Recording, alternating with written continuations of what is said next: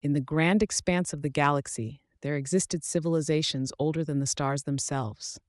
The Zyphirian Dominion had ruled over the core worlds for millions of years, their crystalline cities floating above the surface of gas giants. The Seraph Collective, a hive mind species, controlled the galactic rim, their unity allowing them to dominate entire sectors effortlessly. The Emkri, masters of genetic engineering, had achieved immortality and saw themselves as gods. And then there was humanity, young, fragile, and confined to a single star system in a quiet corner of the galaxy. For eons, the great galactic powers had watched humanity with mild curiosity. The Terrans were ambitious, driven, and remarkably inventive, but by galactic standards, they were insignificant. They lacked the ancient knowledge, the advanced technology, and the sheer scale of the elder species. To the Amkri, they were little more than children playing with fire. To the Seraph, they were unpredictable anomalies in a universe of order. But to the Zyphirian, humanity was a non-threat, irrelevant to the eternal balance of power. Yet humanity's most defining trait was not its technology or its numbers. It was its refusal to be bound by its limitations. While the elder species had grown complacent, content to rest on their ancient laurels, humanity was never satisfied. Every failure was met with resilience. Every obstacle with relentless determination. They were a species of dreamers, thinkers, and builders who did not accept the status quo.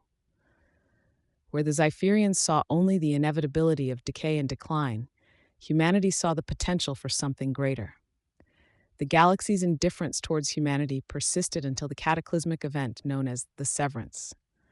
A rift opened in the fabric of space-time near the center of the galaxy, spewing forth dark energy and mysterious forces that began unraveling entire star systems.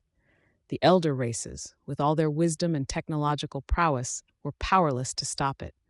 Zyphirian ships disintegrated upon contact with the anomaly, their crystalline shields torn apart by the chaotic energies. The Seraph Collective lost entire sectors of their hive mind to the destructive forces, and the Amkri's bioengineered worlds began to rot from within. Panic gripped the galaxy as it became clear that the severance threatened all life. Systems were falling into chaos, and for the first time in millennia, the ancient empires were united by a singular fear, the end of everything they had known. Amidst this chaos, humanity acted. The Terran Federation, aware of the growing instability, had been monitoring the severance since its earliest emergence. Human scientists had long theorized about the nature of dark energy, but the phenomenon defied conventional understanding. Yet rather than retreat in the face of the unknown, humanity pushed forward. Where the older species saw only an unstoppable cosmic force, Terran researchers saw a problem to solve. The Galactic Council, paralyzed by fear and bureaucracy, could not comprehend humanity's audacity. The Terrans seek to combat the death of stars, one Zyphirian elder remarked with incredulity. But humanity did not seek permission, they sought solutions. In secret, the Federation began building a fleet of experimental ships designed to traverse the rift itself. Their mission was simple: find the source of the severance and stop it if it could be stopped. At the heart of this operation was Dr. Amelia Kincaid, a brilliant physicist who had devoted her life to studying cosmic anomalies. She had grown up hearing stories of the elder race's unassailable power, but she had always believed in the human spirit's ability to challenge the impossible. "We may be small in this galaxy," she once said, "but we have the greatest gift of all, the ability to imagine a better future, no matter how dark the present." The fleet, codenamed Hope's Vanguard, launched with little fanfare, a small armada of ships crewed by humanity's best and brightest, armed with the cutting-edge technology developed through sheer necessity. As they approached the severance, the fleet's instruments began to fail. Communication with the outside galaxy was lost, and the rift's energies began tearing at their hulls. But humanity had anticipated this. The Vanguard ships were designed to adapt, each vessel housing an AI core capable of learning and recalibrating in real time. It was inside the rift, amidst the swirling chaos of reality itself, that humanity discovered the truth behind the severance. It was no mere cosmic anomaly. It was the result of a long-dormant weapon, a relic from a forgotten war waged between civilizations so old that even the Zyphirians had no record of them. The weapon had been designed to collapse entire dimensions, a failsafe to prevent an enemy from ever rising again. But something had reactivated it, and now it was consuming the galaxy piece by piece. The elder species, with all their knowledge, had no means of countering this weapon. Their arrogance had blinded them to the possibility of such a threat. But humanity, with its lack of reverence for the impossible, had found a way. Dr. Kincaid and her team, using data gathered from within the rift, developed a plan. They would overload the weapon's energy source, creating a controlled collapse that would neutralize the rift without destroying the galaxy. The plan required a level of precision that bordered on the absurd.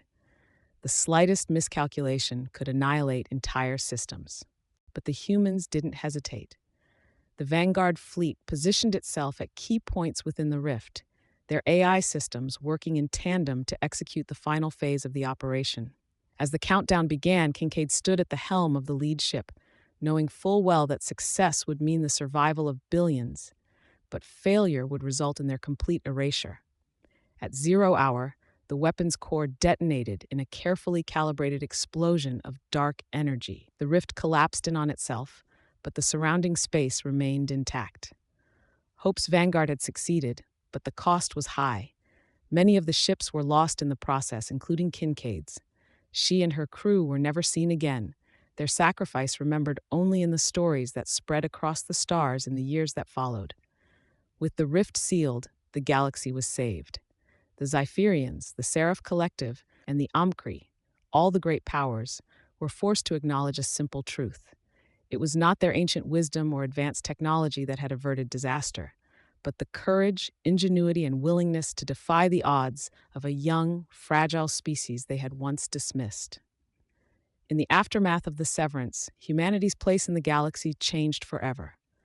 No longer viewed as a footnote in galactic history, they were seen as the embodiment of hope in the face of the unknown. Their ability to adapt, to persevere, and to challenge even the most insurmountable odds became a beacon of inspiration to countless species who had grown complacent in their power. The Galactic Council extended full membership to the Terran Federation, and humanity, once the overlooked and underestimated newcomer, became a central force in shaping the galaxy's future. The elder races, though still mighty, now looked to Earth not with condescension, but with respect and perhaps a hint of fear. But humanity's greatest legacy was not their technological achievements or their newfound status among the stars. It was the spark they ignited in the hearts of countless others. They showed the galaxy that no matter how vast the darkness, there was always a light that could pierce it. That no matter how ancient or powerful the threat, it could be overcome with vision, unity, and the willingness to imagine a better tomorrow. And so, humanity's story became legend. In every corner of the galaxy, from the floating cities of the Zypherians to the deepest depths of the Seraph Collective's mindscape, the tale of Earth's defiance in the face of oblivion was told. And with each retelling, one truth became clear. It wasn't power that defined humanity. It was hope.